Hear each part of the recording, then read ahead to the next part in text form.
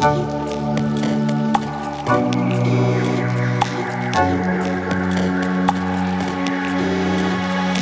really excited that we're announcing and actually launching a platform in South Asia to bring the leading manufacturers together, the leading brands, but also the innovators from those countries. Innovation takes outsiders, people to ask really the dumb questions. Why are you doing it like that? What about something just a little different? Something that no one has considered before. And what Fashion for Good does is bring those people together.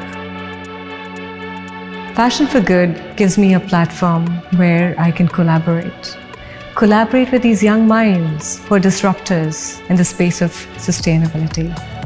A lot of the innovators are really in the beginning of the supply chain. And we've got a lot of people at CNA working in South Asia. And so having Fashion for Good in South Asia is really going to help us to connect quicker and really bring them in touch with the right people. So right now, India is more of a large-scale manufacturing, not so much focus into innovation part of it. So I think it's going to help the local industries and also the entire ecosystem. It's been really a learning experience for us. For last year and a half, we saw the power of partnerships and how it can catalyze the real change on the ground. We've worked with almost 8 innovators, and the largest work happened with SEACHANGE. But there are many other pilots which have happened over last year or so, and we hope that we can accelerate it much more with the South Asia program. The whole idea is to make this world sustainable.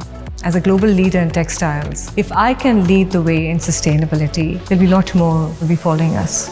There's a huge potential of bringing all those players across the supply chain together. And together we can scale innovation.